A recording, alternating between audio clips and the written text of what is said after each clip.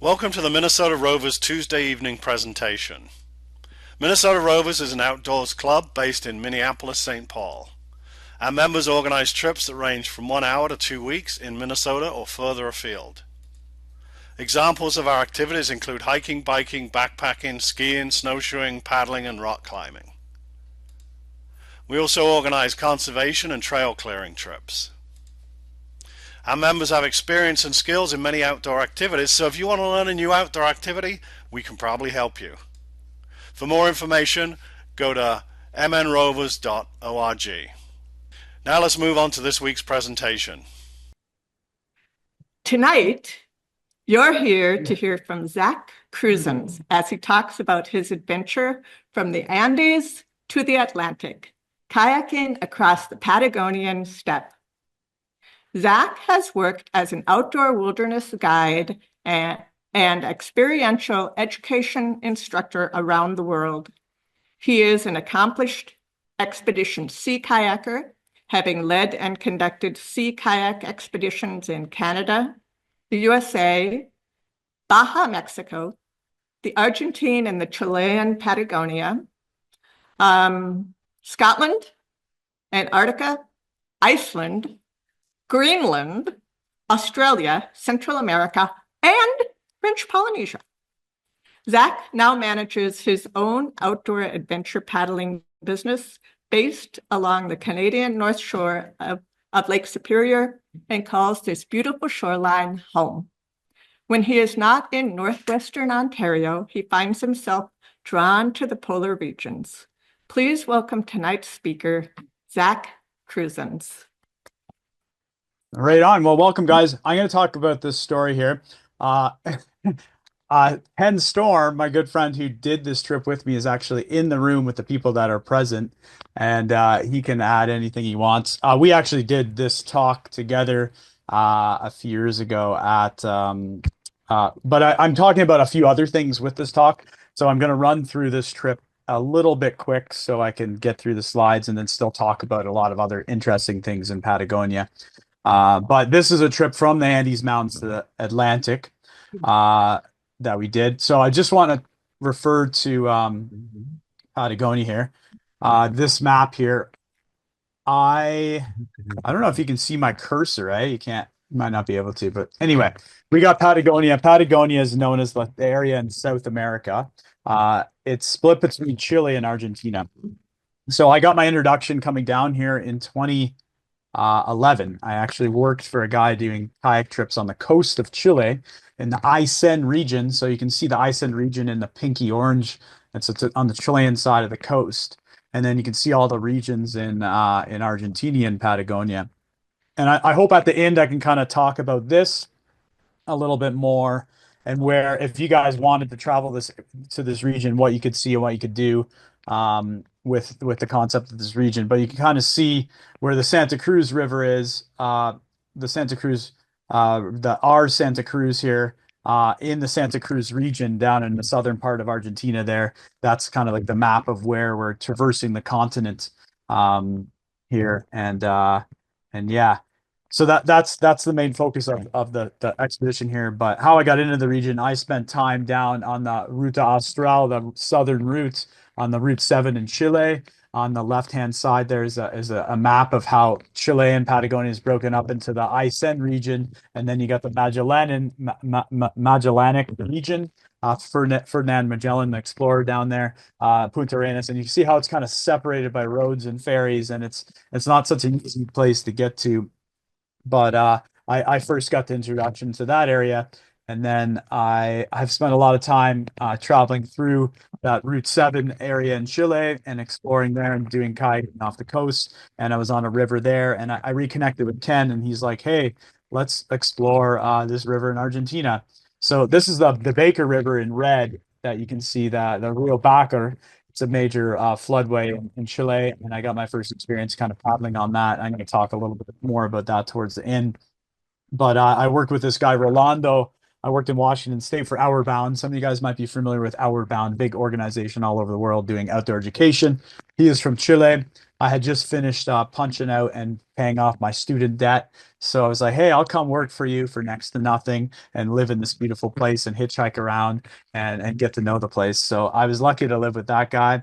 Back in 2011, 2012, I spent 4 months in one town where nobody spoke English, and I was on the Rio Baker there, and got paddling quite a lot, taking some kids out with the ice and the rivers, and it was quite a neat experience and introduction into this. And even got to go assist on some mountaineering expeditions up in the mountains, and became a part of the culture in a certain way, and rocked the boina, the hat, and really absorbed it, right?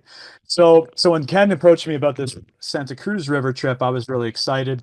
And this is a map of our route where we paddled from. So El Chalten, I'm gonna show pictures of the Cerro Torre and Fitzroy, famous mountains that's on the Patagonia logo. I happen to be wearing a sweater of Patagonia, but it's on that logo. It's a famous mountain range down there, and it's probably the most popular, one of the more popular places where that is.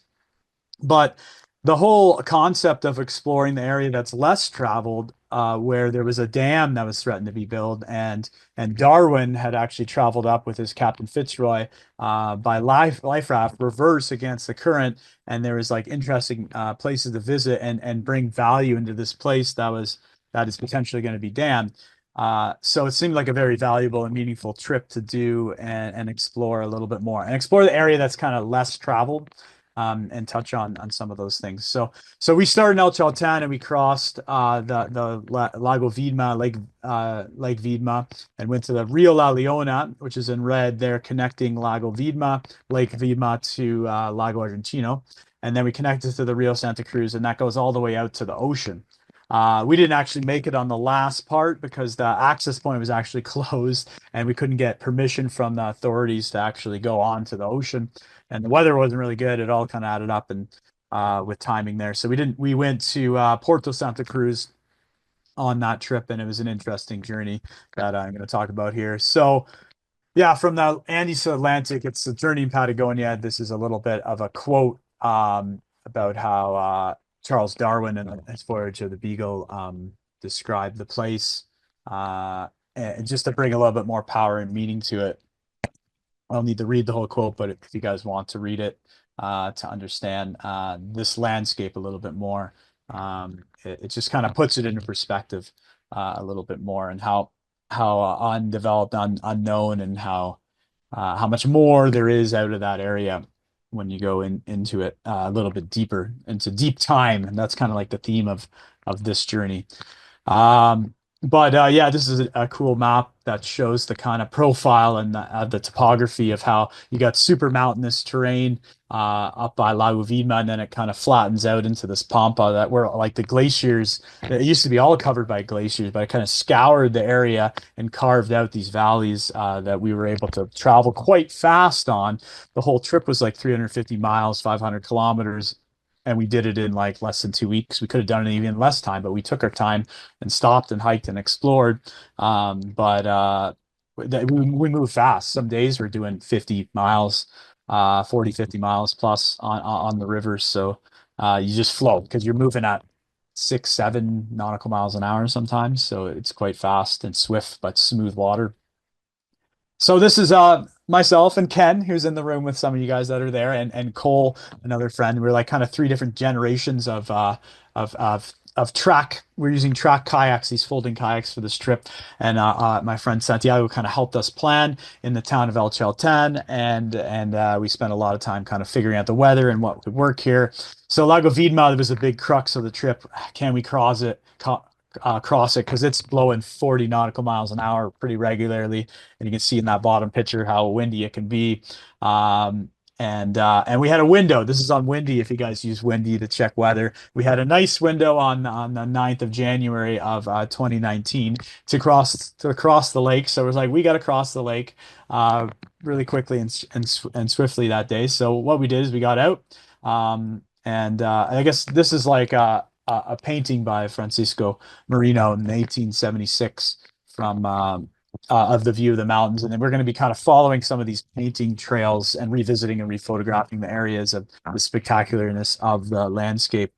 But we use these folding kayaks that fold up into bags. We flew down with them, and we can unfold them and pack all of our gear. And you can see how we packed all of our gear, exhibition kit, food, and everything into a one unit, and could even move it in a transport truck as we needed. But it's quite a neat vessel, particular for this trip.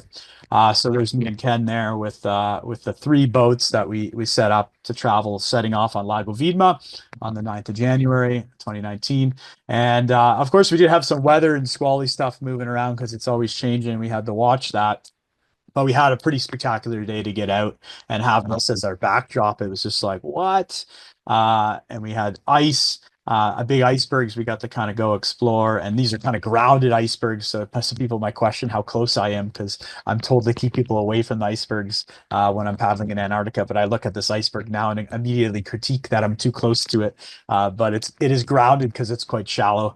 But we had some exploring around there. We camped in this nice open field, open beach by the mouth of the Rio de las Vueltas that drains from the Andes into the lake and then flows. So it's all just a natural water course, which is kind of a neat perspective to have traveling through nature on water and stuff. So spent the first night here, had great weather.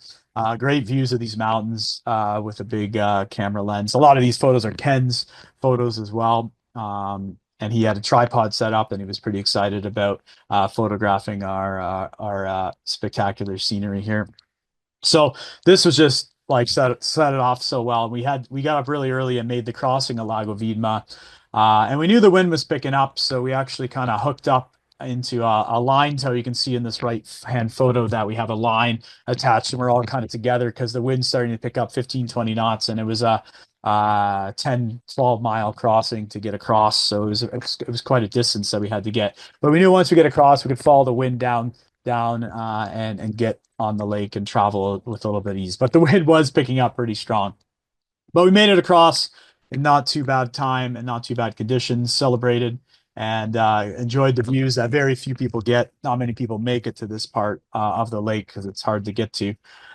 But yeah, it's just spectacular scenery. I've got a lot of great photos here, but I have to kind of keep moving here. But yeah, the wind got a bit much, and Ken thought it was a better idea to walk the coast, and we towed his boat. But he enjoyed walking the coast, and he took some nice photos of us out in the wind. You can see us in the kayaks kind of going through the swell of the wind as we continued down all the way to this big spit sticking out that we actually had to cross here and to get a little bit more shelter. And then we stayed near this estancia.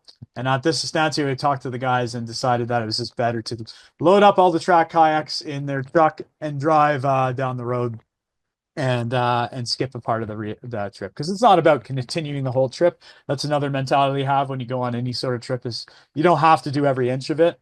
It's all about the main purpose of the trip is kind of travel the Rio Santa Cruz. This was like an added bonus to kind of connect the Andes to the Atlantic. But I think we still did it. We just skipped a section about 30 miles, but that's okay. But we had everything packed up. Those are all of our boats and all of our boat gear in the truck, and drove down to the Rio La Leona and camped in the shelter of this little hotel here, and then continued our way. And this river is this is from the plane when we flew into the town of El Calafate, which is a place you could go to in Patagonia if you wanted to, that I'll talk a little bit more about it in the end.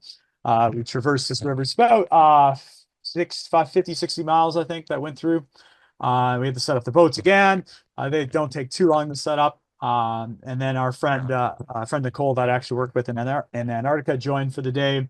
And we knew the wind was picking up later that day, but we enjoyed a beautiful morning paddle in the like hoodoo kind of badlands. If you guys have been to like South Dakota, it's kind of like that, but on the river. And there is like dinosaur bones and fossils, fossilized forests, fossilized oysters. And we even saw a dinosaur bone you can see in this photo. We joined a kayak tour group actually and hiked up to the dinosaur bone, which was quite nice to do and get an added value. And this is like a day trip that you could do. You could do a kayak tour here and hike to see these dinosaur bones in this area, which is a fascinating place to explore. But yeah, the wind picked up. We were kind of going, like, wind was like 40 knots and the river was like 7-8 knots. So we ended up kind of still being able to move, even we had to punch through the wind, found a nice little campsite. Went in the town, got some supplies. Ken stayed and take more photos, and we took our time, right? We weren't rushing, but we had a lot of wind. This was in January. And we could have maybe done it in April or May, and the winds are actually a little bit calmer, but this is the time we had. Figured it was summer is the best, but it was the learning experience for us to go when it was maybe a little bit too windy. But it does, one week can be windy, one week can be calm. It's hit or miss, and it changes all the time. So this is where we connected the Rio La Leona to Lago Argentino, Lake Argentina, to connect to the Rio Santa Cruz. And at the back of this lake, if you look way back down this long, skinny lake, this is the Puerto Marino Glacier, which is a beautiful tourist site to go see. It actually makes a natural bridge in the winter as it refreezes and makes and dams the lake adjacent to it, and it rises up. But the spectacular calving events you can see, and it's like a world-class tourism site out of Calafate. Everybody goes and sees that because it's just amazing. One of the few glaciers that's actually advancing. Advancing meaning that it's pressing down, snow accumulating on the top, and it's kind of advancing down rather than retreating back in the same way. So it's actually kind of pushing in the, you look at the forest edge and some of these advancing glaciers, you actually see destroyed trees because the ice is kind of just pushing into it, whereas other glaciers are just melting and retreating kind of all around the world. So the ice isn't growing. It's kind of losing mass at the very mass back of the glacier, but it's forming it's kind of sliding down and advancing, so that's why it's called an advancing glacier. Yeah, just spectacular scenery. Lenticular clouds are one to note here. That's just stunning when you get into the Pampa kind of desert landscape here, and you can see us up on the hill there, kind of looking at going and taking a look there. But yeah, just beautiful. Windy. We had to wait another couple days for weather, and then we finally got a window to get up early and cross. Calm weather, Lago Argentino, about a 4 or 5 mile crossing of the lake to get into the Rio Santa Cruz. And now we're on the journey that we tend to set out to. And this is a photo that kind of shows a lot more meaning because that's the Mount Fitzroy, the mountain that you can see there in the distance. And Robert Fitzroy and Darwin rode up this river for about 3 weeks, 22, 23 days in 1834, trying to find the Andes Mountains because they knew they were there because they're on the voyage of the Beagle journey all the way around South America. But they gave up just before this point, where they could actually see the mountains. They decided to turn around and ride the river back out. They're running out of food and supplies, and they're like, we got to give up, and they gave up. So it's kind of a pretty epic story that. And then Francisco Marino, a few years later, came and did actually see it. But yeah, super meandering river, high flow, flooding off all the southern ice fields of the Patagonia. So there's northern and southern ice fields that are like the largest glaciers in South America, continental South America, and they are melting off, feeding this river and the flow. And yeah, just the landscape is so different from what you would see and think about of Patagonia. And the wildlife, there's guanacos, there's rhea, these like emu type birds. I got photos of those later on here, and just dramatic landscape all around here, and some birds, some ibis birds that make a really squawking crazy sound flooding around in the river.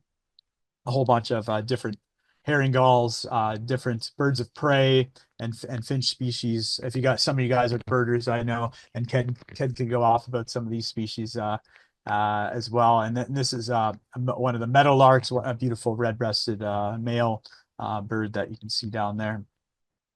The guanacos are everywhere. They're kind of like the sustenance for like the Tuolche people that lived here, and there's pumas. On this particular trip, we did not see a puma. It would have been interesting to see. I know Ken has another encounter with a puma he could share later if you guys want. But I have never seen a puma myself. And this is kind of like the Patagonia fox that is pretty common around there. It's pretty tame and kind of begs for food in a number of tourist areas. But this is where we had to go and find a camp. And my friend Santiago at the beginning that helped us plan this trip was critical because we needed to know where planted trees were at these old estancias because it's the only protection from the forces of the wind we could get. But this is quite a nice camp where we could like relax and have nice dinners and enjoy the view of the landscape, and then deal with the wind the next day when we're back on the river. And this particular day we had crazy wind. I think we even clipped the kayaks together so we could stay together and just like ride the current down. And we still made a pretty good decent distance, just riding it, not paddling, like going like wind versus current. It's a powerful thing. But I can only imagine what the guys Darwin and Fitzroy did when they were going through here back in 1834.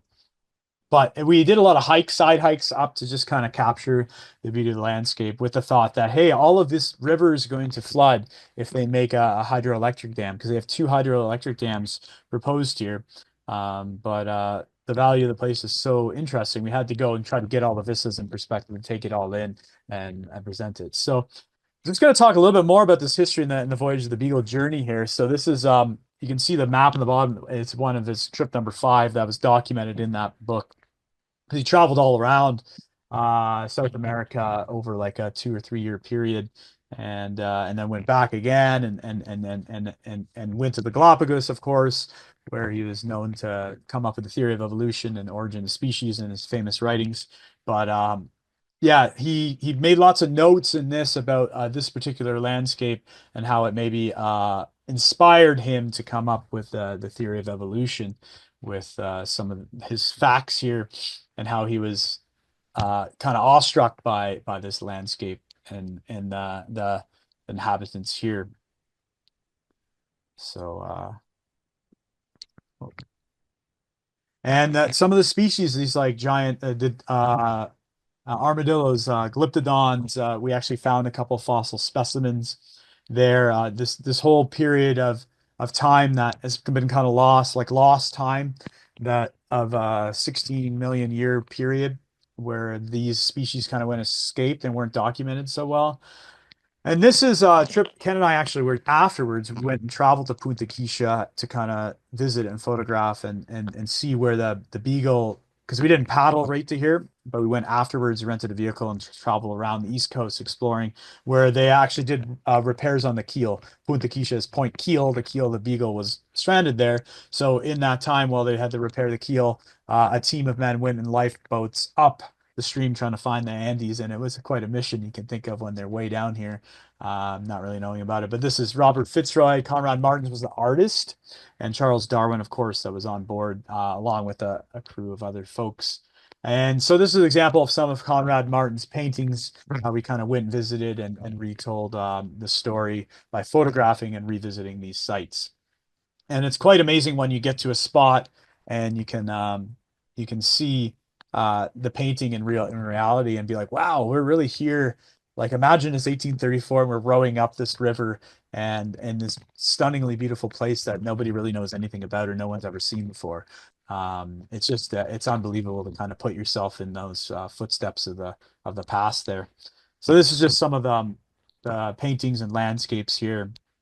Not going to talk too much detail about them, but it's a condor and a dead horse. There's a whole like inner story about that. And the Tawelche people they connected with who like hunted, they're like nomadic people that lived in this area. We actually met some archaeologists that are digging up some of the fossils of some of the people there. And they interacted with the Tawelche people and hunted with them and on their journey through. But you can see the lifeboats that they had when they're traveling up through here and the painting of that with the depiction of seeing the mountains, but they didn't actually see the mountains. And then this is all these layers that have been the Barranca Blancas in these white hills here, where lots of fossils will be found. And these Francisco Marino, and this is a later expedition in 1876 where they actually kind of made it and did find the Andes 30, 40 years later, 50, 60 years later. And Francisco Marino and the Ameghino brothers were a famous Argentinian paleontologist that did a lot of research and found a lot of interesting species, over 2,000 fossils representing a huge genre of species in this region. So beautiful places to wander around, and where we could have spent all day just kind of putting around looking for fossils and admiring this beautiful landscape that is very much like the Badlands, Badlands National Park in Alberta and South Dakota. And these are some of the old bone fossils. They could be from different species, maybe like a Nesodon or Glyptodon, giant sloth species that lived in these areas. And this is some fossils that we actually did find in the area, which is quite neat to see. And this is kind of some artistic of some of the species that were down there with the Glyptogon, and then Nesidon's kind of like a furry hippopotamus almost that was like quite a beefy feast for the Tuelcha people if they were able to hunt it, I'm sure. But I'm sure it was not so easy to hunt. The Wanakos and the different species around here, just kind of looking at them from the past, the present. And then there's this terror bird that is this almost like a velociraptor type species of a bird that they found fossils of to kind of look in the different period of time here. This is kind of an artistic depiction of that raptor-like Foracos, I think is a Spanish name, flightless terror bird, they call it. But yeah, fascinating landscape. We went into this place called Basalt Glen, where it's like a nice meadow that was painted, one of the more famous paintings from that story. And this is the Rias, the emus that I talked about, the Darwini. Rio Darwini is what Darwin named them. A flightless bird that's like an ostrich emu that lives in Patagonia. And you see them if you drive the highways there quite a bit. So we walked up to these vistas, got these views, and try to take in. This is the original sketch of this area, looking at the canyon in black and white, and then it further sketches along. Kind of, we could go and revisit this actual site from what's left of it. And it was kind of like, wow, we made it here and we saw this place. It brings a higher meaning to the adventure, right? So yeah, and this is another place, Condor Cliff, for the first site of the dam. So if you look at this bottom photo, this is kind of the valley that they want to dam. I've heard it's just been on hold because China kind of took over the development of it. I don't know, Ken might have a little bit more insight into what's going on. But the people I talked to just this last year when I was down in Argentina said that it's still on hold and they haven't been making progress. I guess they had a bunch of it, a section of this dam kind of collapse because it's just not made out of strong or not made with quality, and it's too expensive because they pretty much had to fill in this area. But lots of condors, named Condor Cliff after the giant birds that are flocking this area. But you can see the start of this dam development, that they're just trying to, and it would totally change the landscape of this area, and the consequences of that could be devastating. So going through here, it's kind of emotional and powerful to be like, wow, this man, like our human existence, is trying to destroy this just to create more power, just out of the hell of it. Not that they need it, but they just to make it because they can capitalize on it and make money. So they're like, hey, let's do this. But these Huaracos and Rias were really holding their ground and not even moving. They're just like hanging out and living in that habitat. It's kind of neat to say that they just live there and they're just going to deal with that landscape, because so you can see the whole family of the Ria there with the Huanacos, and Cole's not so impressed. He's like, these people building this dam. Dirty look on his face. But yeah, we were worried when we got original info from another guy that had paddled this area. He's like, watch out, because they had like wires, because they had these old bridges that weren't elevated as much that were hooked up by wires, and we were worried about paddling under there, but we couldn't get any valid information if we could pass or not. And there's quite a lot of current, so if you're going to go under a bridge and there's like a big wire blocking it, you could get caught up in that. We were quite nervous about it, but when we got closer, we did talk to some people and they did say it's fine. So we didn't have a problem, but it was like nerve-wracking to think about getting caught by a tripwire trying to get through here. So we met some military guys that were collecting fossils with some archaeologists from Argentina, some arrowheads that were from the Tehuelche people. It was kind of neat to see. And as I mentioned before, they're nomadic people, kind of lived in dwellings and hunted. And there's a whole bunch of fossils in life there, things that would be lost if this river was flooded. So that's what we're kind of trying to highlight here.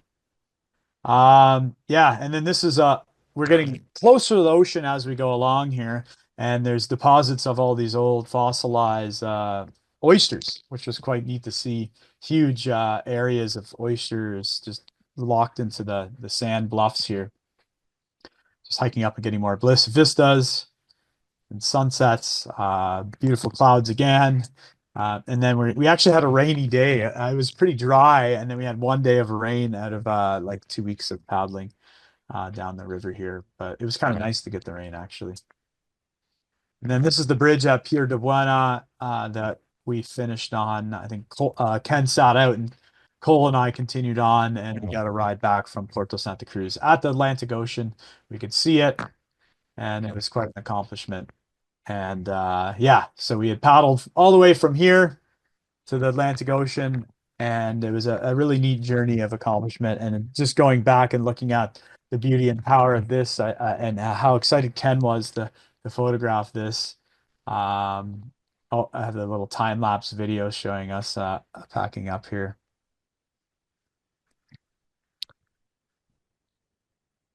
Yeah, I have another video of the tents. I might have taken it out, but my tent actually blew away because this squall came in when we had perfect weather, but we had this squall come in of this really dark cloud, and we're like, oh crap, what are we gonna do? How bad is it gonna be? And it was only like a brief 10 minutes of insanity, and then it turned back. But I think Ken still says it was one of the highlights, the best photography evenings of his life. Just seeing some of these spectacular photos in this this landscape here. So yeah, and he's got a few of these nice photos printed at his house, and he gave me a little blow up photo of it to think about the memory here. Yeah, spectacular place, spectacular journey. This is one of the photos that you got developed with showing how beautiful this landscape is. And the sunrise and sunset, the different diversities of that mountain range. And this is a place that you guys can go and hike and see. And I encourage you to go and visit the Fitzroy. And I encourage you to go on the La Leona Badlands kind of tour. And there's like a cave tour. We can see like cave paintings and all in that Calafate area. And then not enough people spend enough time in that area to kind of just go and see these beautiful mountains. And then they don't give it the justice it deserves. So I like Ken's perspective of kind of, and how because he has a place up on Lake Superior where I'm from. He's kind of taught me to look at landscape in a different way and kind of understand how powerful it can be. And he's really passionate about it. It's kind of rubbed off on me. And some of this journey was an amazing accomplishment to do. And not many people have done it. And telling the story of it is something I'm super happy to do. So that's the story of the main expedition that I could talk about. And then I can touch on, I'm going to touch on a little bit of other things in Patagonia too, that I have some photos of in the last few minutes here. But I don't know if people are writing questions in the chat. I haven't been checking. But we can do a question period if you guys have questions. But I'll just run through the last couple here because this journey was like, there's a lot of things about it that's like, oh yeah, are we going to be the last people that do this because it's going to flood out? It still hasn't flooded. They still haven't dammed it because they ran into issues with it. But yeah, they were saying it could cause seismic activity, could cause change of weather patterns. There's nothing really positive about it, that it would just generate an excessive amount of electricity that they would just store and then run by power lines up to the capital in Buenos Aires, which is a huge distance from this location.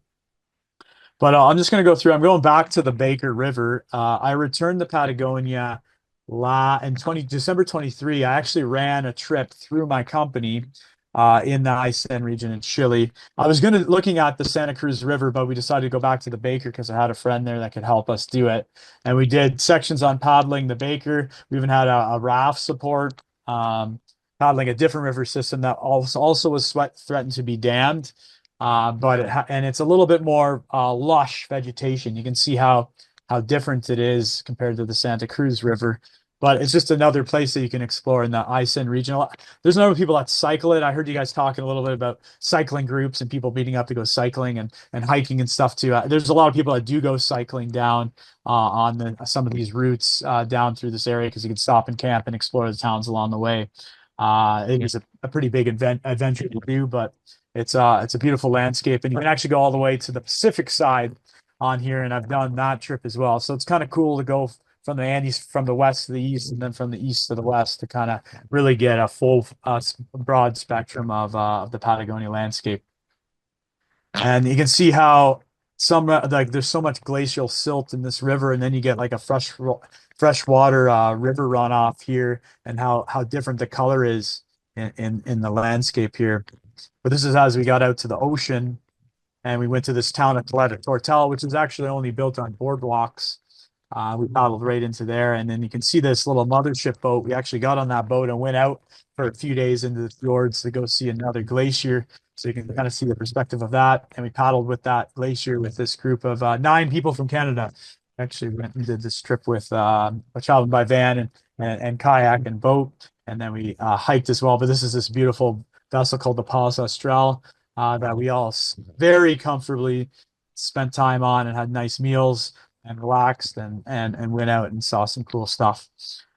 And then we also hiked into this other glacier that's a little bit further north, and did a trekking component where we did an overnight hike to this base camp here, and saw the Leonas Glacier, which is another glacier in Patagonia. And then we did a final paddle at the Marble Caves in Patagonia that have a spectacular type of marble cavern. They call them the marble chapels, but they're a natural cave formation on Lago Chilenco, which is indigenous name for Lago General Carrera, or Lago Buenos Aires. It's the largest lake in Argentina. If you guys heard of Douglas Thompson, one of the founders of North Face Patagonia, he's done a lot of initiatives down in Patagonia. He actually died in 2015 paddling on this lake because it's windy and crazy, and it was a tragic accident, but it's the same lake there that is in that region. And so it's just a northern river system and northern lake system that connects it all together. And yeah, afterwards, I actually spent 7 weeks with my girlfriend, kind of traveling different parts of Argentina. This photo's funny because it actually captured a fly. And I did a lot of wildlife photography, kind of photographing some of the interesting species that you can see out in Patagonia. I'm on the more Pampa region. We drove around the East Coast and to the West Coast. And this photo is actually taken on Lago Nahuelhuapi by Bariloche, a little bit further north in Argentina. And then we went to the East Coast, exploring Puerto Deseado and some of the marine life that could be down through there. I didn't include that. I just included a couple of photos because it's interesting. See, this is the modern armadillo that lives through there. That we found the fossils of on the river. That's like a bigger mutated species, or not mutated, but an older species that's 16 million years ago, and now it's the common armadillo that you kind of see in the southern United States and stuff too. Condors, beautiful giant birds, giant turkey vultures, century essential. Seen lots of those around. This is I think Cabo Blanco on the east coast of Argentina. Just so you can see what the coast of the landscape looks like a little bit. My drone that I flew up, and then we got more guanacos, and then and then the following year I actually went back to Patagonia with Ken and some other folks, and we did another trip. This is with a couple other friends. We trekked into a glacier there in a more unknown part of Patagonia, also photographing John Bell Hatcher's journeys, and Ken can talk a lot more about that. He's been on a multi-year journey. That's a whole other presentation, but just kind of ending and showing some of this, and how you can kind of revisit these glacier melts from the early 1907 or 1904 when this was taken, and then now, and how much the glaciers retreated on this remote glacier called Navarez. And then just this past year, I had the privilege of working with Viking cruise ships, and I went all the way from Thunder Bay, Ontario on the Great Lakes, all the way down to Antarctica. And on the way, we went through Patagonia on the coast. So I got to see a different perspective and do some Zodiac cruising close to some of the glaciers on the way with the Viking Polaris. So 360 passenger vessel. You guys might have heard of it or seen it cruising around the Great Lakes. Pretty spectacular. But we went to different parts and they had like kind of cultural experiences where they like cooking whole lamb asados, doing traditional dances. They like their yerba mate. They like their pisco sours. And you can just see how lush and different that West Coast environment is and how wild it is. This is actually near a place called Wager Island. If you guys know the story of the Wager from the 1740s, it was like a merchant ship that got stranded out there. And it's a crazy story of survival. It's worth reading the book called The Wager to hear about that story. So I had to take a picture of that area because it's just fascinating to me that people lived in this super rugged, harsh environment. But all these birds and albatross and shearwaters can live in the environment no problem and survive. And the Kowalska people that traveled by canoe with fires on their canoe survived in that coast for generations. But we even made it on that ship all the way to the very tip of South America in Cape Horn with some of those passengers. So it was quite an accomplishment. And I want to go back up to the maps and I can answer any questions that you might have. I'm just going to go back up to the top and then we can talk a lot more about Patagonia and what it looks like. But I'm happy to open it all up to questions and chat more about anything you want to talk about. I know I went through that kind of quick, but it is an interesting story and an interesting perspective. And Ken is in the room. He can add anything he wants. I know he has so much to say, but he's a real humble guy. So I'll leave it at that. And I'm happy to answer questions, but I took maybe like 35 minutes there. So Yeah, he'll be able to hear you. Can I talk? Zach, can you hear me? yeah. Hi. Tell me about your kayaks because they looked, it made me nervous that you were landing on such gravelly stuff with a collapsible The kayak. folding kayaks. Yeah. So those boats are quite amazing actually because they're made of like this polyurethane plastic and and they fold up into like a golf bag type thing, but they're quite durable. Like we did actually hit a rock on one with the current and had to stop and patch it, and it was taking on a little bit of water because it was like high force. I've had that happen on coral in Northwest Australia with one as well. But it is not indestructible, but most of the time it's pretty good. You have to hit it pretty hard going with quite a bit of force. I was like surfing on the coast of Australia and we were going with current and wind. But generally they're just as durable as a plastic sea kayak, more durable than a fiberglass sea kayak, I would say. But they worked well because they're really low volume.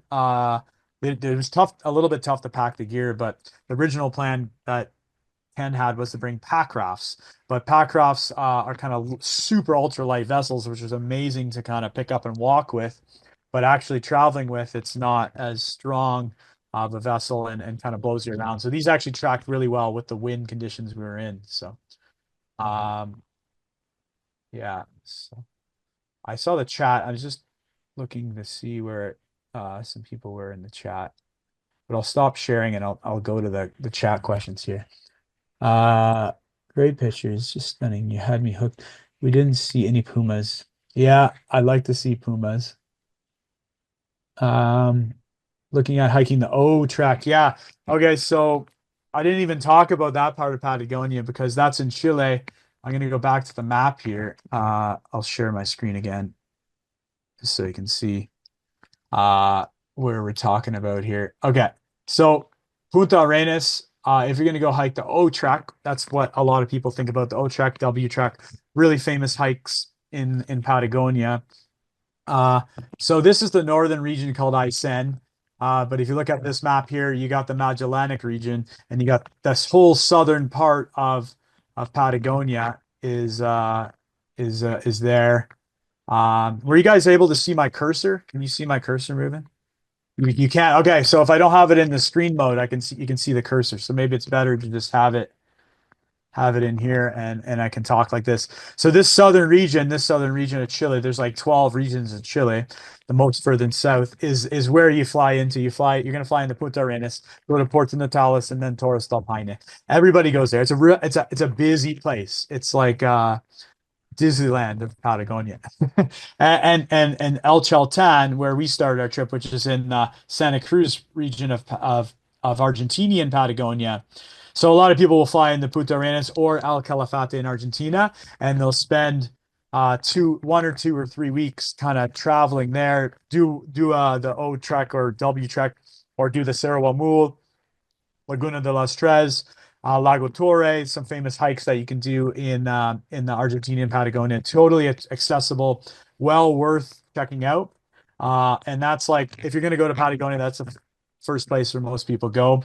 But you can also fly into Bariloche, which is up in Rio Negro province, and that's where I showed that big beautiful lake country and hiking country. A little bit warmer in the summer, a little bit less harsh environment as it is in the south, and it's quite a beautiful place. A number of people go there in the winter for skiing because they're supposed to get like world-class snow, but I would never give up the Lake Superior summertime for going to the mountains in South America, as interesting as I would be.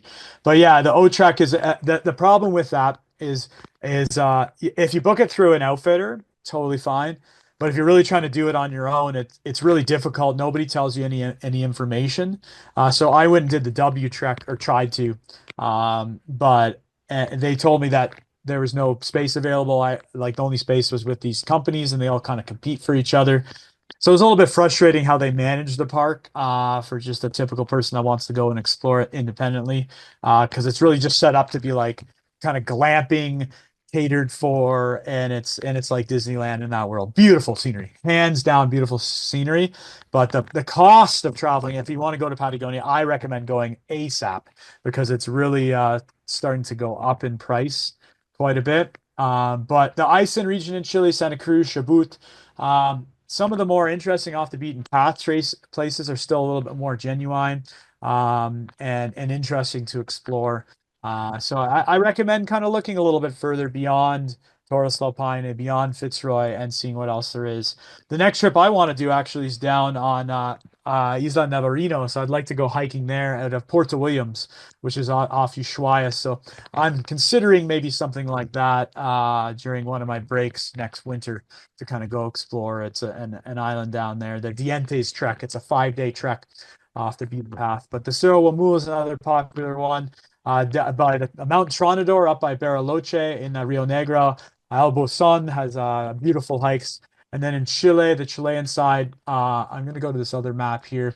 So this shows southern Chile. I guess Punta Arenas, you can see you fly in there and then you go to Puerto Natales. It's like an hour and a half, 2 hour commute. You can rent a car or take a bus. And then it's another hour into the Torres del Paine National Park, which is up this way. And then you can drive up into Calafate. It's like a 4 or 5 hour drive as well. So that's why it's more achievable for people to kind of pair that up together. Whereas this area from Puerto Montt down to Vio Higgins and Cochrane and Chile Chico, Las Antiguas and Argentina inside Coyhaique, some of these places in Chile are kind of, they're more interesting because there's less people there. It's a little bit more genuine Patagonia culture. Whereas here they're gonna kind of, it's like the Disneyland of Patagonia. So that's what I have to say about it. But it's easy. There's lots of tours. There's lots of information about it in that sense there. And then the further north, going up to Esquil and Trevelin and Furulafu is a famous river. There's so much more to see, but you can see this big ice field here and how these are the big ice fields in Patagonia that you can see. I don't know if there's more questions in the chat here. Inspiring presentation. Yeah, so I have a live question, Zach. yeah, I was happy to curious answer. on that early Lake Viedma or something, how you did the tow ropes and why you did that. And then Yeah, also so later when you clipped, I didn't even understand how they'd be clipped side to side, how that would work. yeah, so there's a lot of different ways to do that. So with we decided to do a line tow, and when I'm on Lake Superior with my groups or paddling anywhere else, and I have some kind of challenging wind conditions, and we want to make a crossing fast. It's safety in numbers, keeping together. So we have these like 50-foot kind of tow bag ropes. If you're a sea kayaker, you kind of know what that is. And you can clip into the deck lines and be in a line. So we're all together and we're all kind of equalizing the pull. So you'll feel some resistance for sure, especially if you're the lead boat in a group of 3 or 4 people paddling. But you can all travel the same speed, especially if 1 or 2 people are a little bit slower than other people. You can kind of put them all on a line tow and make sure you all travel together so you don't get too spread out on a crossing. Wind picks up, something happens. So that's why we did that. And then when we're on the river just rafting up, we just clipped the boats together and held on to the boats, which could be a little bit dangerous if you get really challenging conditions, because if it did torque us the wrong way, but because we had so much weight in the kayaks, it was okay. That was just clipping them sideways and drifting with the current, essentially. Thank you. Yeah. Yeah, happy to answer questions. I could pull up Google Map and go in depth, like no tomorrow about this area, but it's been something I've been exploring for 15 years now, going back and forth, not every year, but lately with working down on the cruise ships in Antarctica, which I did a presentation a couple years ago to some of the Minnesota Rovers. I know Fran set me up with that and some of the other folks. So hi, Fran. Some of the other folks I know that are there as well. So Suzanne and Rod, maybe they're there as well, and Ely, I don't know. I can't see all you guys, but it's good to see some of you guys. Somebody Zack, asked, so I great, have a Zach. question. Yeah, go ahead. Oh, Fran, good to see you. Yeah, good to see you. I noticed that you were wearing dry suits, and of course there was ice at times in the water. How cold was the water? Yeah, I'd say the water was, oh, I'm bad with Fahrenheit. Ken, what is it? 42, 45, somewhere in Okay. there. Yeah. All right. Mid 40s, I'd say, maybe high 40s. So it's cold enough, but there's some days definitely where it's like you're getting hot, if it's not windy and sunny.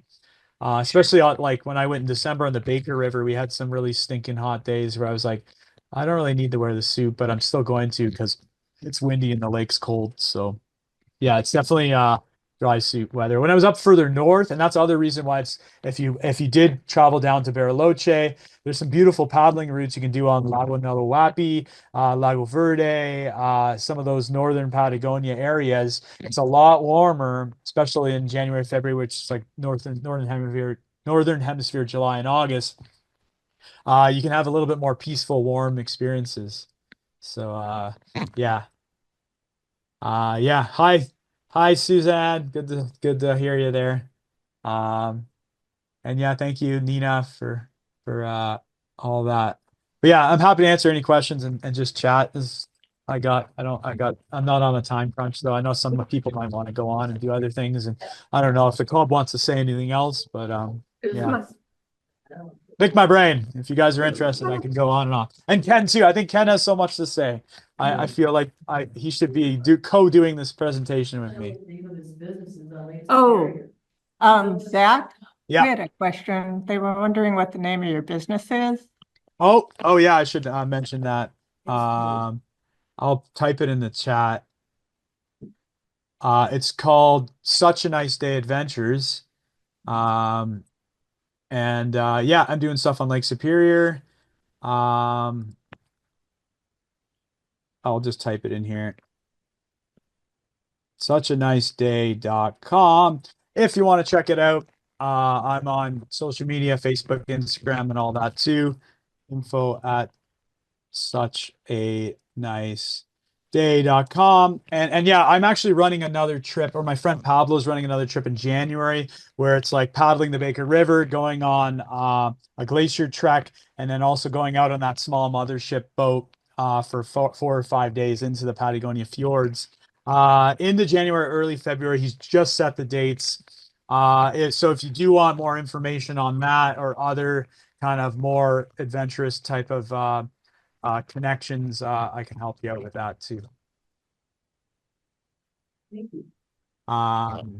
But yeah, I don't need to talk about my business too much. It just happens because everybody knows it's such a nice day, right?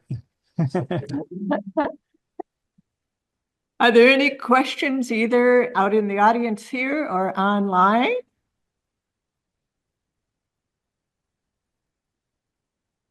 If not, we know how to get in touch with you then, Zach. Suchaniceday.com. It said it didn't work, that link there.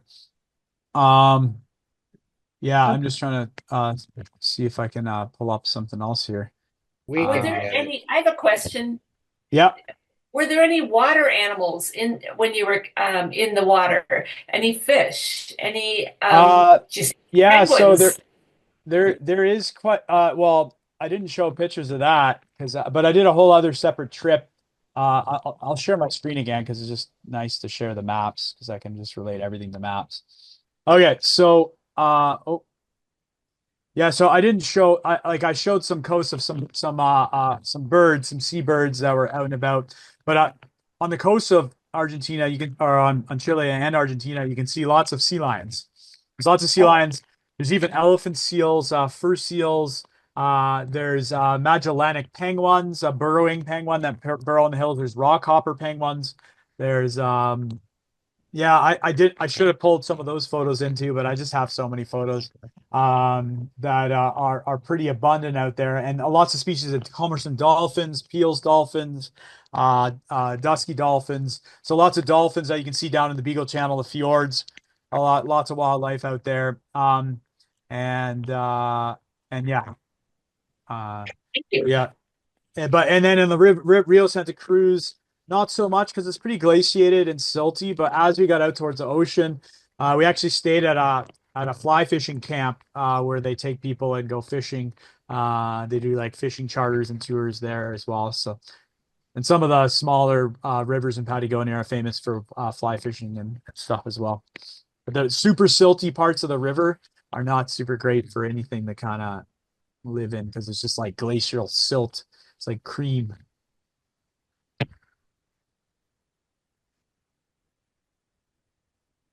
The last episode of the Americas that just showed last Sunday has a big segment on that exact area that, in Patagonia. Shows a lot of wildlife too. And Patagonia, like it means pata means feet, and Patagonia was like the people, and the Yagan, Tehuelche, the Kawasca. There's a whole bunch of people that lived out there, and like Magellan in the 1500s when he came through, kind of coined that name of like, and they're kind of big burly guys that like have big feet, so he called them Patagonia, and he kind of named the whole region that, which is in this map I have up on the shared screen is what they call Patagonia. It goes all the way up to I guess it goes up to Naquin province in here, kind of like halfway up. So once you get into Mendoza, technically it's not Patagonia anymore, from what I've been told at least. But yeah, it's a big area. I understand there are quite a few languages down there. Did you get by mostly on Spanish and English? Spanish, it's sloppy Chilean Spanish, and Argentinian like gaucho. It's like the farmer kind of rural. You go to like Newfoundland. I don't know if you know, but or rural, the Southwest rural deserts, and you meet some farmers in Utah. They kind of talk a little funny, right? Or like Mississippi. I don't know, but I'm just trying to relate to something you can relate to, where like you got the farmer talk, the redneck talk, or gaucho talk, or I don't mean that in a derogatory way, but it's like they kind of have a little bit of a sloppy way. So when I lived in the town of Puerto Bertrand on the Rio Baca, the Baker River, in 2011-12, I had a hard time learning some Spanish, but I picked it up. But I picked up the Chilean sloppy slang where they're just kind of like saying very vulgar words, swearing a lot, and there's like way on. There's like man, buddy, pal, man. Like how people say man. There's like way on to everything, and like sipo way on, and then there's like swearing all the time. It's like just different sloppy words, and it's not as clean. And the Argentinians don't really like the Chilean slang, and vice versa. There's always some animosity between them. But yeah, the traditional languages, I know that up in Temuco in Chile, there's more people that like the Tehuelche, the Heartland. There is like a language, but it's not spoken regularly in the region. And then you get up in the Andean, northern Andes, they speak more Quechua, but that's like Ecuador, Peru, northern Chile, Bolivia. But Spanish is like the kind of taken. And it was interesting when I read the book, The Wager. I highly recommend The Wager if you want a really true adventurous story of guys that really roughed it out in the coast of Patagonia, surviving and kind of interacting with the indigenous people. And it talks a lot about the history of the Spanish and the Portuguese settlements and how the area first formed back 1700s time, right? Or even earlier. Okay. All right. Well, if there are there any last questions? Otherwise, I'm not watching the chat always. Yeah. Oh. All right. Well, thank you very much, Zach. Oh, I just put www. Ken, come on up and get in the picture here. Ken. Yeah. So thank you Ken, very much, Zach, and Ken. Yeah. Thanks for coming out, Ken. All right. Take care. Ken's got a lifetime of his stories to explore there too. So I've known Zack for he's a good guy. I He's have a an local island Prior on Lake guy. Lake Superior, and he had a great project here to document the new Lake National Marine Conservation Area that they were putting in. So he was fresh out of college up in Thunder Bay, and he cruised by my island and said, this is our project, and would you like to join? And so I joined him for a few weeks, but he was on Lake Superior that year for How many days, Zach? It was 50 days, like almost 2 months. So, And the result of it was a beautiful guidebook that he wrote with a friend of his, Daryl Macon. And so if you ever go up to Lake Superior and the North Shore, this is the guy to visit. He runs tours, and he doesn't want to promote his own business, but no, yeah, it's worth checking out for sure. But it's I don't know. It's so few people actually go up there. I can say with certainty wild. In Patagonia that he really facilitated my novice kayaking abilities with the tow lines and actually putting me ashore and allowing me to walk about 8 miles. And then I said, what are you going to do with my boat? And he took my boat and towed my boat empty, and not a drop of water came in that high winds. So Zach knows what he's doing. And yeah, it's been a good relationship. A wild place to figure out. But that relationship in Patagonia on several expeditions. And yeah, I taught outdoor. I worked for Outward Bound and doing outdoor education so much, and I called my business Such a Nice Day. It might be kind of strange because I don't really do a lot of day trips. I mostly am doing these specialized expeditions, traversing the entire Canadian shoreline in different segments each summer now. And then I'm doing international trips. I'm going to West Fjords in Iceland in May, and I'm going to Baja, Mexico in November, and then I'm planning a trip to French Polynesia in May 26. That we have to bring the track kayaks because there's no other option to bring kayaks. So you have to bring a track or a folding kayak on that trip. And that's in development to kind of circumnavigate Taha, which is a 100-kilometer, 60-mile trip over like a week period, and get some more some in-depth experiences into the Polynesian culture. Because I lived on a sailboat for a year, traveling the Polynesian islands, kind of making enough money off sea kayaking to eat. And that was a whole other presentation topic that I pitched to the group. If you want to hear more about that, but I've been pretty fortunate to do some crazy adventures. But it's brought me good appreciative perspective on the world, and yeah, a real passion for what I do. So happy to share it anytime. I'd like to come down and do a talk in person when I can. I went to Canoecopia and I did a little talk on the Lake Superior region, and Ken actually filmed it with his GoPro because he came with me. So that's on YouTube. It's actually got a few thousand views. I'm surprised. But it's called like the Forgotten Coast. I could post it in the chat if you guys want to see that. Just gotta find it online here. Yeah, go ahead and post that, and then I think we will start to wrap up here and let people get to the bar or home. So thank you so much, Zack, and we'll maybe see you back another time. Yeah, for sure. Thank you. Thanks for watching this Minnesota Rovers presentation. If you want to see more, please click on the link to our channel or the subscribe button below. Thank you.